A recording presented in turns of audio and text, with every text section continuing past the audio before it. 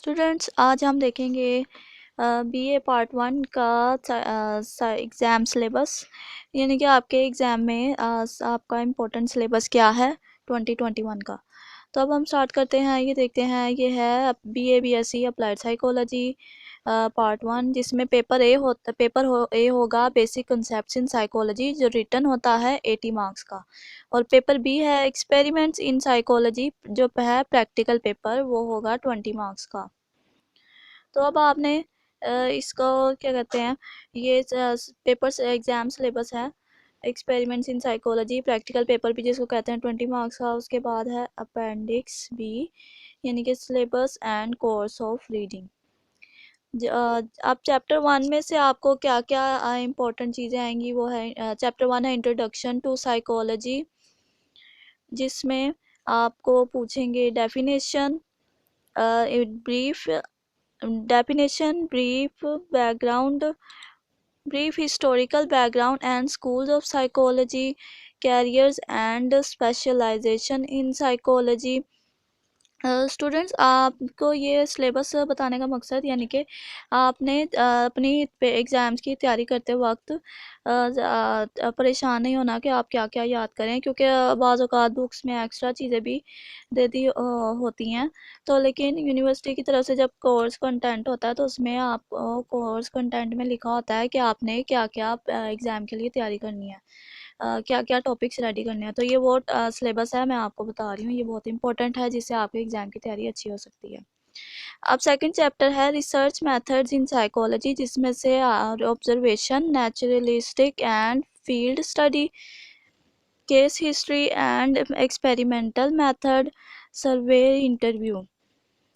अब उसके बाद है third chapter statistic analysis psychology, जो स्टैट्स वाला चैप्टर होता है।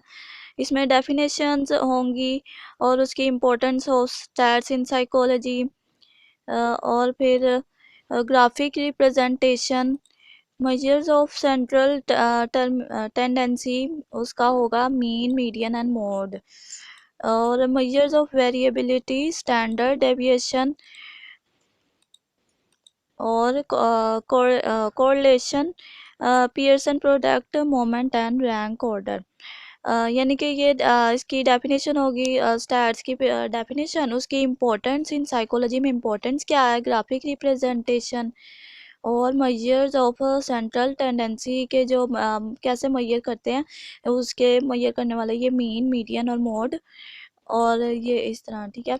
अब उसके बाद है चैप्टर फोर चैप्टर फोर है बायोलॉजिकल बेसिक्स ऑफ बिहेवियर, जिसमें वो आपसे पूछेंगे ब्रेन का स्ट्रक्चर के बारे में सारा कुछ, एंड फंक्शंस, और नर्वस सिस्टम, और neurons, parts of nervous system, endocrine glands, इनके बारे में, यानी कि ये जो सारे इन्होंने नाम बताए, इसकी डेफिनेशन वगैरह और इसके बारे में बेसिक इंफॉर्मेशन।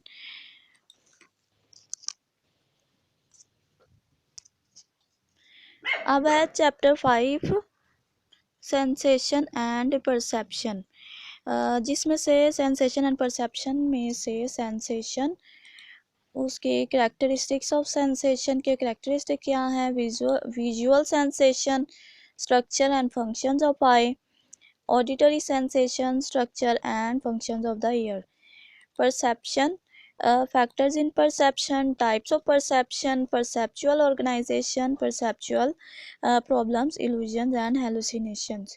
यानी कि वो इस में पूरा क्लियरली बता रहे हैं कि टॉपिक्स क्या क्या होंगे, जो आपको इजीली पता चल रहे हैं, आपने क्या अब रेडी करना है पेपर के लिए। अब है चैप्टर सिक्स मोटिवेशन, डेफिनेशंस होंगी मोटिवेशन की, and classification, primary biogenic motive, secondary motives, जो है intrinsic and extrinsic motives, intrinsic और एक्सट्रिंसिक मोटिवेशन की थ्योरीज ऑफ मोटिवेशंस, जो आपने रेडी करनी है अपने एग्जाम के लिए प्रिपेयर करनी है।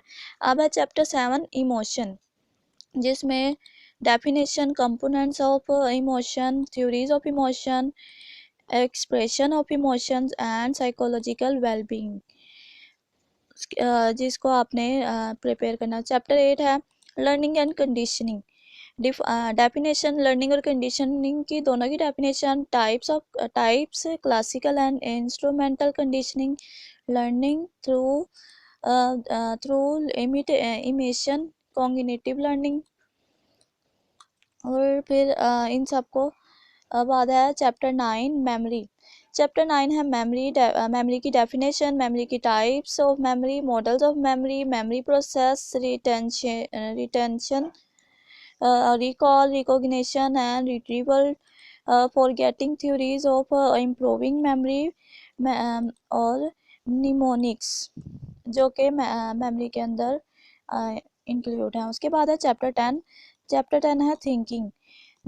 थिंकिंग की डेफिनेशन, टाइप्स, रियलिस्टिक और static thinking, creatively problem solving, tools of thinking, imaginary language concepts.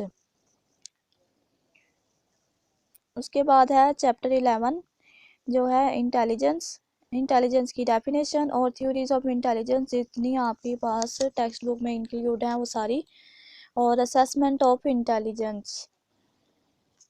उसके बाद है चैप्टर 12 है वो है पर्सनालिटी का, जिसमें आपने पर्सनालिटी की definition, theories of personality, assessment of personality जो आपने करनी है प्रिपेयर।